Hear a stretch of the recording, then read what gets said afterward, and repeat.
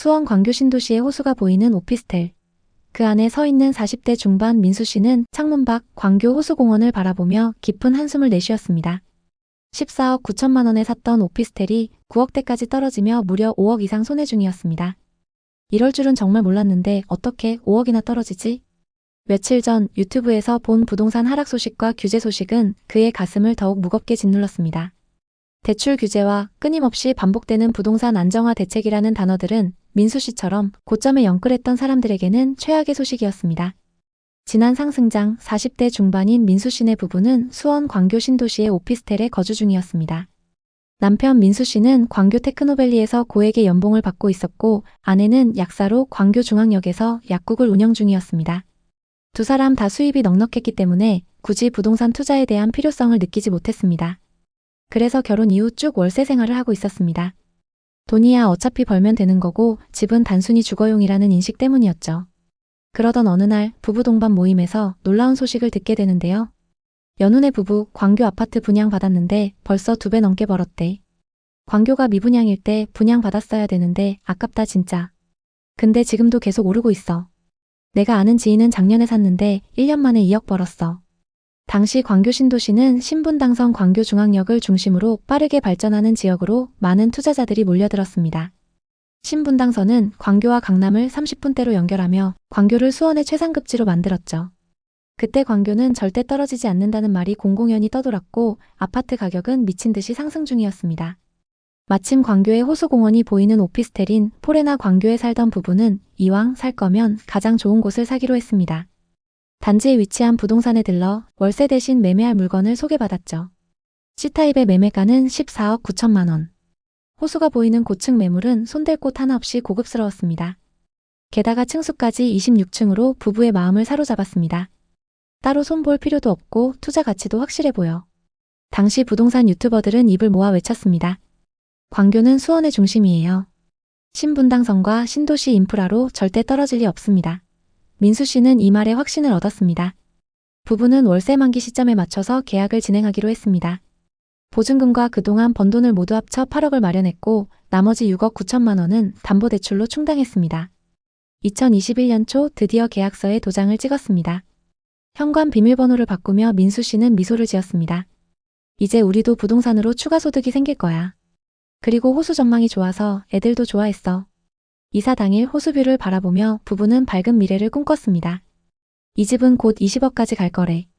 부동산 중개사는 자신 있게 말했습니다. 포레나 광교는 광교의 대표 오피스텔이에요. 신분당선이 있어서 강남 접근성도 좋고 경기도청까지 이전하면 앞으로 최상급지가 될 겁니다. 그리고 갤러리아 백화점하고 호수도 바로 연결되어 있잖아요. 민수 씨는 그 말을 굳게 믿었습니다. 입주하고 몇 달은 모든 것이 완벽했습니다. 아침이면 햇살이 거실을 가득 채웠고 호수공원을 산책하며 민수 씨는 만족감을 느꼈습니다. 내 집이 생겼다는 생각에 광교의 모든 것이 좋게 보였습니다. 아내는 광교 맘카페에서 이웃들과 친분을 쌓았고 아이들은 근처 학교에 다니며 학업에 몰두했습니다. 부동산 앱으로 시세를 확인할 때마다 호가는 올라 있었습니다. 계약 3개월 만에 같은 평형의 호가가 17억을 찍었고 일부 매물은 19억까지 나왔습니다. 여보, 우리 진짜 잘했어. 민수 씨는 흥분을 감추지 못했습니다.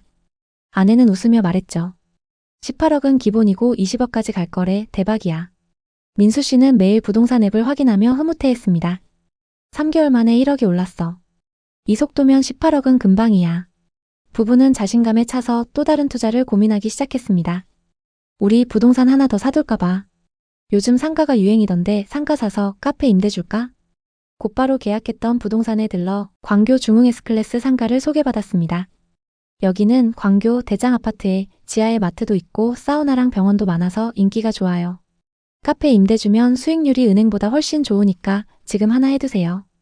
지하 1층 전용 11평 상가의 매매가는 3억 3천만 원으로 저렴했습니다. 민수 씨는 생각했습니다. 어차피 임대 수익 안 나오면 약국 운영하면 되니까 괜찮아. 그렇게 부부는 상가도 하나 더 계약했죠. 그들은 광교의 생활에 점점 더 만족했습니다. 주말이면 가족과 함께 호수공원에서 자전거를 탔고 저녁이면 근처 카페 거리에서 식사를 즐겼습니다. 아이들은 에듀타운에서 공부에 집중했고 친구들과도 잘 지냈습니다. 포레나 광교는 매물이 나올 때마다 바로 팔렸고 단지 내 부동산에는 주말마다 손님으로 가득했습니다. 민수 씨는 확신했습니다. 이 집은 우리 노후를 책임질 거야. 그러던 어느 날 민수 씨는 부동산 앞을 지나다가 이상한 기운을 감지했습니다. 늘 북적이던 부동산이 한산했고 급매물 전단지가 많이 붙어 있었습니다. 왜 이렇게 조용하지? 그리고 급매물은 뭐야? 아내가 물었습니다. 민수 씨는 뉴스를 검색하며 대수롭지 않게 말했죠. 금리가 좀 올랐대. 거래가 잠깐 주춤한 거겠지. 하지만 시간이 지나면서 불안은 커졌습니다. 2022년 말 커뮤니티 게시판에 올라온 글이 민수 씨의 심장을 쿵 내려앉게 했습니다. 포레나 광교 10억에 거래됨. 더 빠질 듯. 고점 대비 4억 9천만 원 하락한 가격이었습니다. 민수 씨는 급히 부동산 앱을 열었습니다. 매물은 쏟아졌고 호가는 9억 5천 심지어 9억까지 내려가 있었습니다. 여보, 이게 진짜야? 우리 집이 이렇게 떨어졌다고? 아내가 믿을 수 없다는 표정으로 물었습니다. 부동산에 전화했지만 돌아온 대답은 냉정했습니다. 지금은 사려는 사람이 없어요. 그냥 좀 버티는 방법밖에 없습니다. 부동산 커뮤니티에는 광교 급매물에도 안 팔려. 광교 거래량 급감. 이런 글이 넘쳐났습니다. 민수 씨는 충격을 받았습니다. 단지 이름이 언급된 글을 보며 깊은 한숨을 쉬었습니다. 우리가 산 가격보다 4억 9천만 원이나 떨어졌어. 이게 말이 돼? 아내도 뉴스를 보며 불안한 표정을 지었습니다. 실거주라 괜찮다고 했는데 이렇게까지 빠지니까 마음이 무겁네. 부부는 저녁 식사 자리에서도 부동산 이야기를 꺼내기 꺼려졌습니다.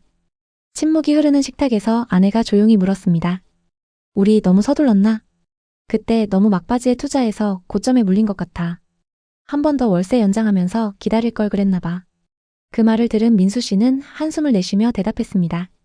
그래도 이제 와서 후회하면 뭐해. 2023년 말 부동산 시장 분위기가 더 나빠졌습니다. 광교 전체적으로 거의 거래가 멈췄고 간혹 거래되는 매물은 급매물들 뿐이었습니다.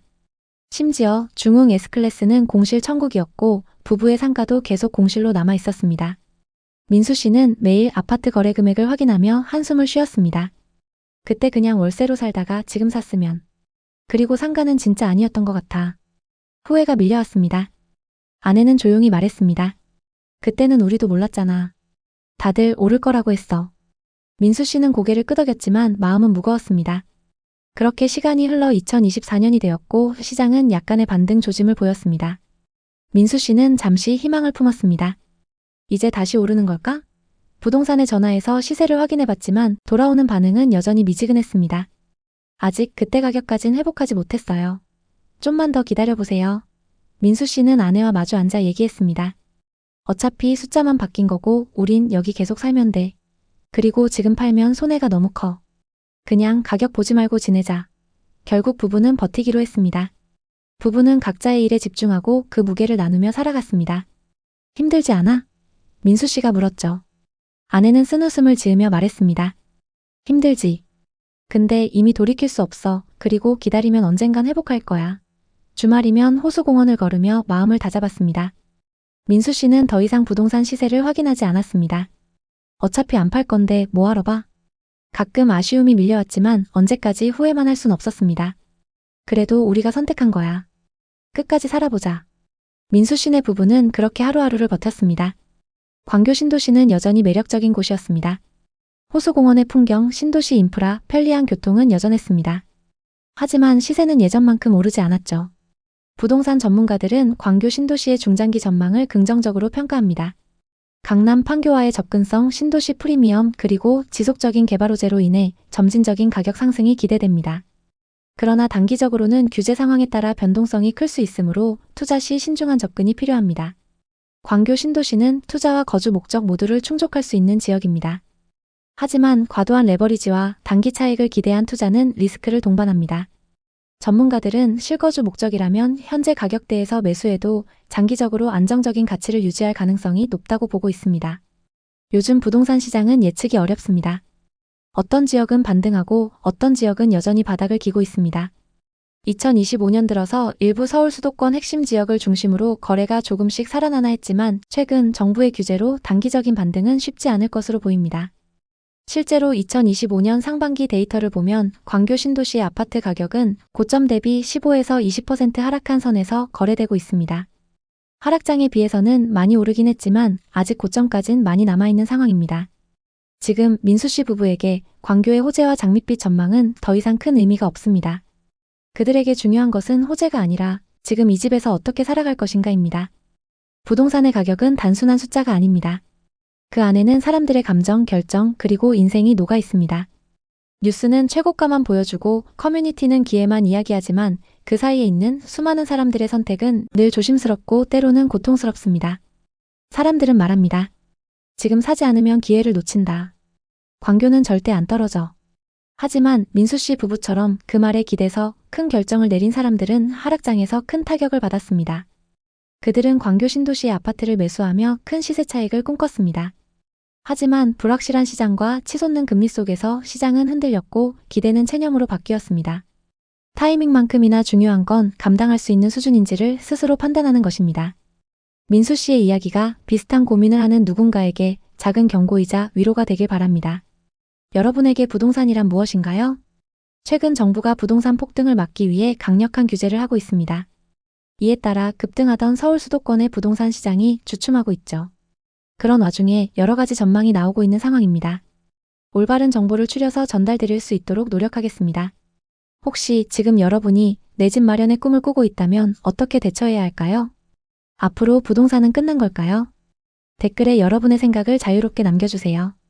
여러분의 이야기가 누군가에게 큰 힘이 될 수 있습니다. 구독과 좋아요도 잊지 말아주시고 오늘도 시청해주셔서 감사합니다. 다음 편엔 더 좋은 내용으로 찾아뵙겠습니다.